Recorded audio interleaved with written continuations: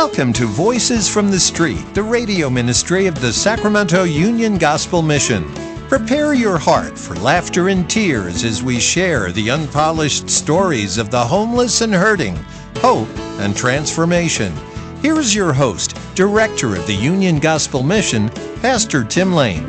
You know, I am truthfully glad that you guys joined us today. I know that many of you out there are hurting. Many of you out there may be fearful. We look around at our world and we see violence and hatred, and we see homelessness and poverty, and we see sickness and pandemics, and we see all those things. And for the believer out there, you know, we know there is a hope, but even believers sometimes get to a point where they really feel a little bit of despair because of the way things are going. And as I was talking to my friend Steve here, who we're gonna be talking to in just a minute, you know, Paul was in a Roman jail writing letters, and you know what? I'm always impressed by what he said. For me to live is Christ and to die is gain. Because Paul had such a hard life. He loved Jesus Christ and he loved getting the Word of God out. And lest anybody think, well, yeah, you know, sure, he was a big shot. Well, that big shot was stoned, was beaten, was in jail everywhere he went. The old joke used to be that that the first thing that Paul did when he went to a new town was go look at the jail because he wanted to see where he was going to spend the night. And that often happened. You know, I remember when we were reading about Paul and Silas in jail, you know, and they'd been beaten and they'd been all these things, and they wake up in a horrible dungeon. The earthquake comes, the jail cells split open, and do Paul and Silas try to get out of it?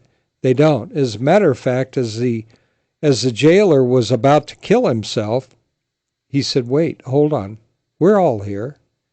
He was willing to stay in that horrible place because it was the right thing to do at that time. And consequently, the jailer and his whole family came to a saving knowledge of Jesus Christ.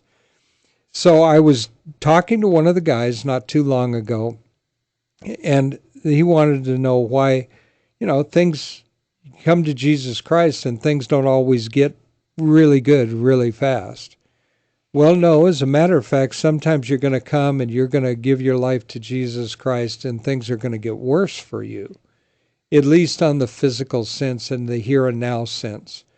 But the one thing that we know for sure is that Jesus Christ has promised us eternity, paid the price that we couldn't pay. You cannot work your way to heaven. You can't be good enough to get in. You can't work hard enough and diligent enough to get into heaven. It is the free gift of God for sinful man. But what you do, you know, there are two pretty big words, monergistic and synergistic. And monergistic means the work of God, and synergistic is the work of God and man together. Salvation is all monergistic. That's God. It's Him that does it. But synergism is when we in sanctification work to do the will of our Father. And do we always do it well? No. Do we always do it right? No, probably almost never. Do we feel adequate for the job? And Stephen and I were talking about that not too long before the show started, that I have always known that for the last 16 years, there's got to be thousands of men more qualified to be the director of the Union Gospel Mission than I am. But God brought me to that mission, and He said that He will equip those He sends. Moses stood and listened to God tell him to go tell Pharaoh, set my people free, and he felt inadequate for that job. And here's the good news. He was totally inadequate for it. But what I'm getting around to is no matter what your circumstances look like right now, no matter what you're going through, whether it lasts a day, a week, a year, or whether it's almost a lifetime of struggle that you have, the reality is that you and God make an impenetrable wall and an army that can't be defeated. And it's really not you, it's just God. But there's a song that's out on the radio right now, and I believe it's called The Walls of Jericho. And what it says is the walls of Jericho need to come down. But those are the walls in our hearts, right? We need to let go of the past, let go of the fear, place our hands in Jesus Christ, and know that he has never broken one promise in his entire life and never will. And that all those hurts and pains, God said, I'm going to wipe away the tears. And all the scars you carry, there's only going to be one set of scars caused by man in heaven, and that's the nail-scarred hands of Jesus. So my friend Stephen is not just my friend. We work together at the Union Gospel Mission. He is the assistant director. He's been there for 34, 35, a lot of years, and I never get it right. Yeah, well, you're in the ballpark. It's So 36 total. 36 years total. 35 working, yeah. 35 working. So I was in the ballpark. Yes, but, you were. Stephen, I know that you came from a good family, and you had never had any problems, right? I mean, never did drugs, never drank, never were did all in those trouble. things. I don't know how I wound up on the streets, but yeah. No, I had a good family. I can't blame anything that how I conducted my life and say, well, just because they did this or they did that. It was on me being a rebellious child. Me and too. Rebellious person, and when you're something of that nature, then things happen to you. It just does, because it culminates into having a life that's displeasing to God, and Consequences, and things happen to you. So yeah, and my family were very supportive, and I never complained about. I have nothing to complain about how I grew up, and always had a roof over my head, and food to eat, and clothes on my back, and I wasn't just given things. I had chores to do, and I had to make sure that I get them done in order to get what allowances I got when I got older. But I had my own idea how I wanted to run my life, and it was contrary to my parents, much less God. So yeah, no, listen, Stephen, your story is not typical, because there are no typical stories of how a person winds up on the street. I never wound up on the street. I struggled with jobs for a little while and got into a trade, and it was a successful trade, and I made money.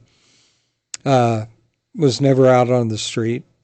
But from the time I was in high school, I would go out drinking. I would do all those things. And so I may never wound up on the street, but I did a lot of damage along the way. yeah, Drinking too much, not coming home right. And yeah, like you, my father was a pharmacist who thought that drinking and other women might be preferable to his family. And I really don't say that with any bitterness. He and my mother broke up when I was probably 4 or 5. And I came out here from South Carolina. Well, I went first with my grandmother to Canada, and then from Canada down to the States here. Well, actually, it was South Carolina to New Jersey to my home state. Yeah, exactly. Much maligned, but still my home state. And I, you start to make money and stuff, and you can afford to go out and you can afford to drink a little bit and do things you ought not do.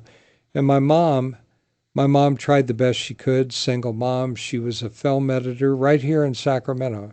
She worked for a couple of the big television stations here. And so she always did the best that she could. And unlike you got drafted and decided to join the Navy as a branch, correct? Correct. Yeah. And You might say that some of your problems started there, right? Uh, I had problems before that. They just didn't. They just didn't realize. They didn't come to any. Consequences. Yeah, at the time, I did things, but I was able to maintain a job Yeah. and Carter Wallace, right? before that, actually, Okay. I was working for 3M Company. Okay. Worked for a strip mining place, so running. Yeah, the rock crusher yeah, thing, right? Yeah. So I was making pretty good money, and I was moving up, and I was sucking dust. So that's probably not a good thing. But No. I'm in my early 20s. I didn't care. But yeah, gonna live forever, yeah, right? Right. Of course, you think you are. But when I got drafted, so I was on my way, but I just was maintaining at the moment. Right. So I would do things, but I would recover. I would go to work. I didn't shirk my responsibilities. After a while, that stuff catches up with you, and that did happen to me afterwards. When I got in the Navy, I still maintained, but it just all culminated to my how I was conducting my life. What was I living for? And I didn't want anybody to tell me what to do. Yeah. You go into service because you don't want anybody to tell you what to do. There was a former director that said that he joined the Army because he didn't want his parents to tell him what to do. It was like, yeah, he laughed about it, of course. Yeah. Was that Don that said that? No, it was Greg, actually. Greg, actually. But, okay. Well, when I got into service, it just rolled up into a bigger problem for me. I mean, I did the things I was supposed to do when I was supposed to do it, but after hours, I was not the man I was supposed to be. But yeah. But when I got out, that's when it really started crashing down. I think I couldn't hold a job. That I couldn't, because I was too busy trying to get high. But you had the money to get high, but you had to get to work to make money to get high. But you're already past high. You're it's drunk, a deadly circle. So you can't get to work because Right. you're, So that's the vicious cycle you can get yourself into. Yeah, absolutely. Both Steve and I were extremely fortunate and blessed by God to marry up. Yes. Oh yeah. Say that again. Tanya, his wife, she's a very sweet lady, and so and Olga was that way too, and I thank God for her.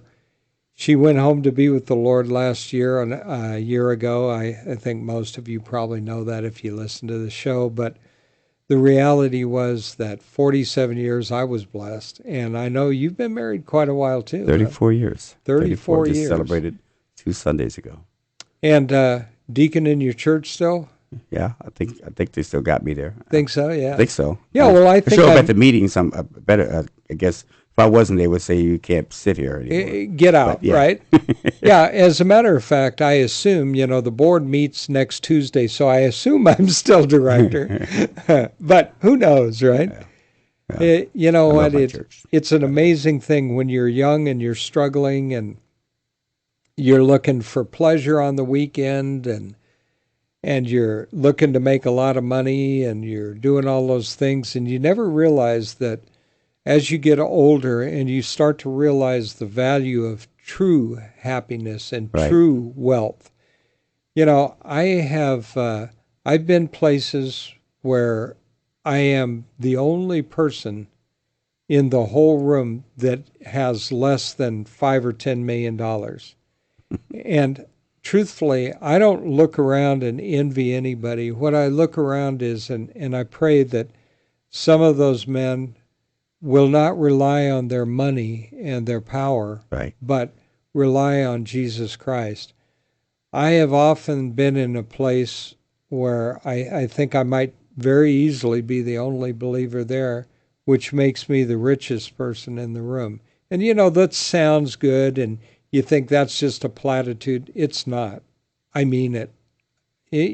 Steve. Of course.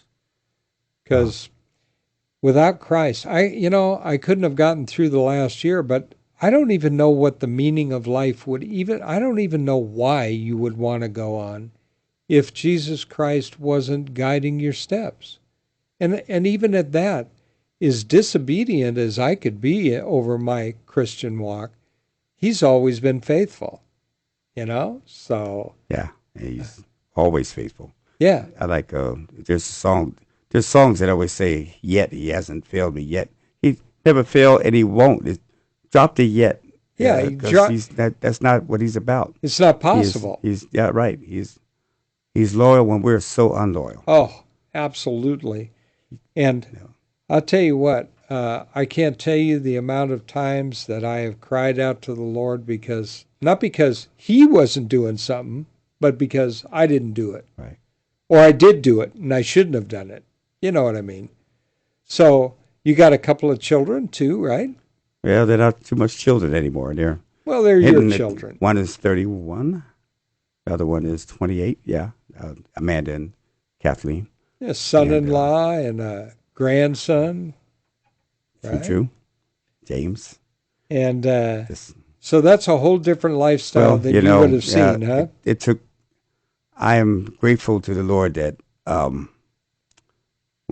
before I knew Him, that I didn't have a family already that I wrecked, Yeah. tore up. I mean, Yeah. my family I grew up, yes, my mom and dad and those things, and I got to reconcile with all of those. Save for my mom, she passed away before I was able to do that.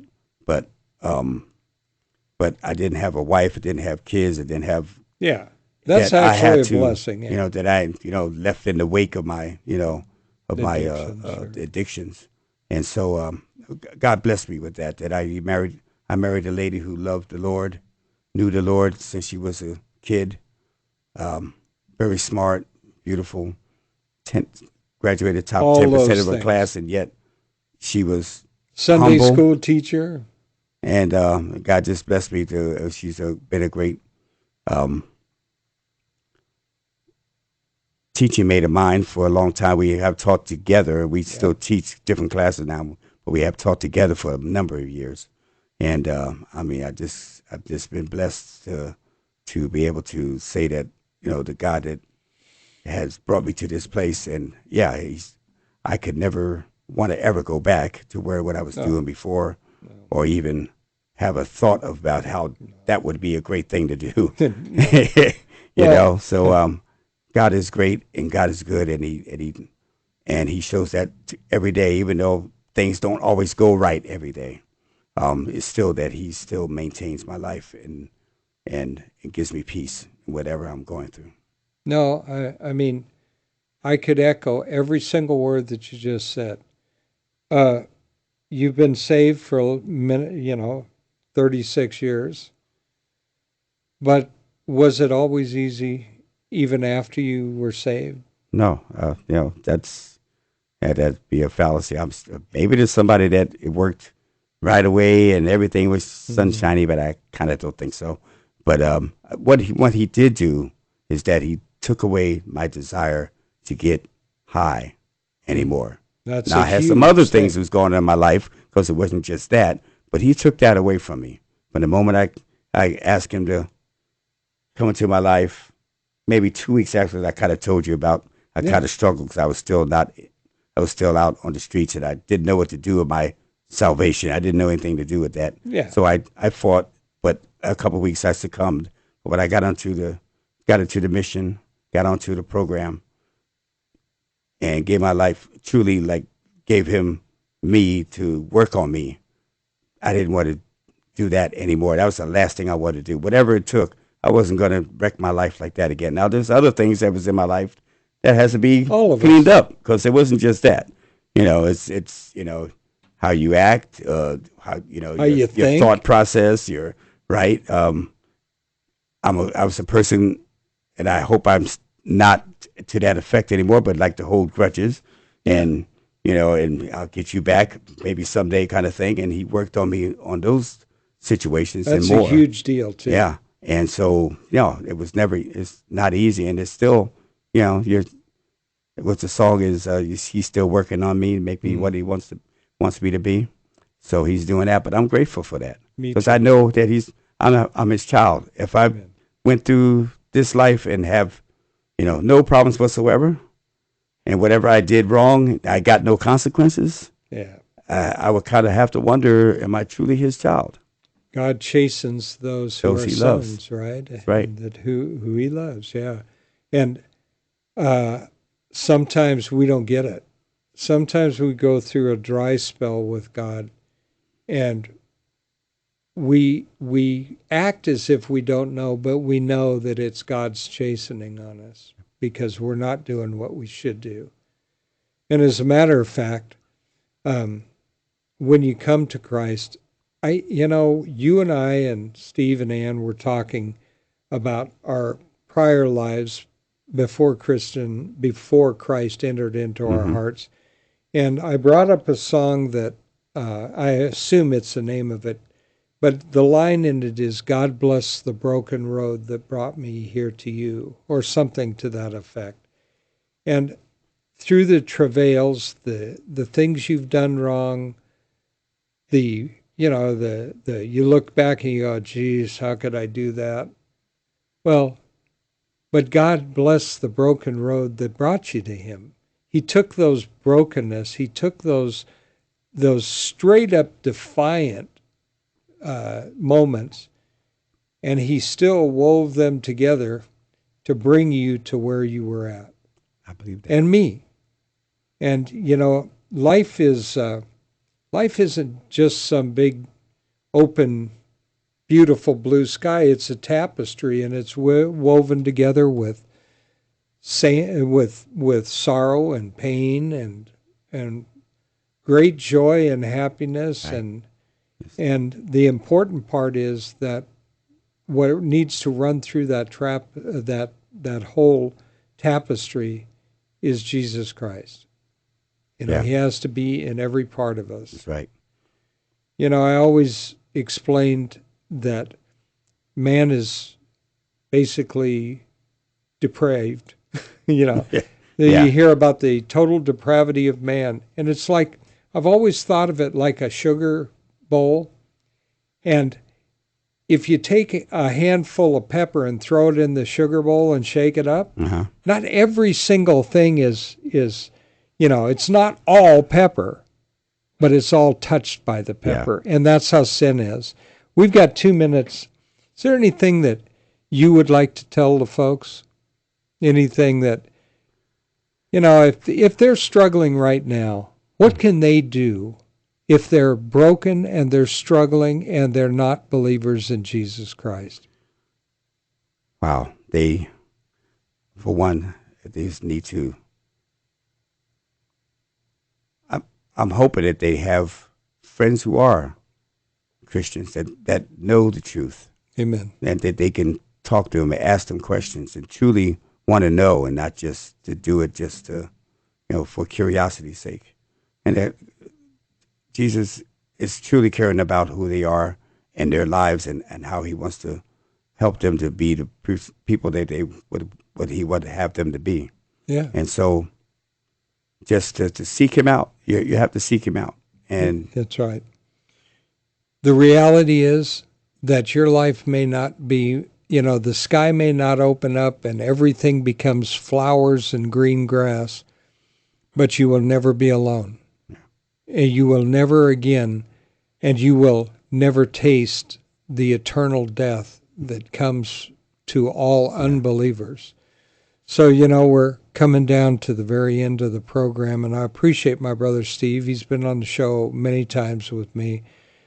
And so, as always, my dearest friends out there, until we meet again, may God hold you in the palm of his hand.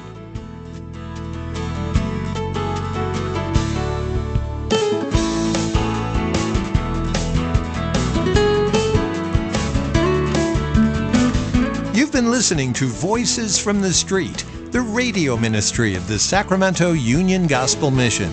If your heart's been touched and you want to know more about the work of the mission, log on to ugmsac.com, ugmsac.com. To donate clothing, food, time, or financial help, call 916-447-3268, 916-447-3268. Thank you so much for listening. Join us again next week at the same time for Voices from the Street.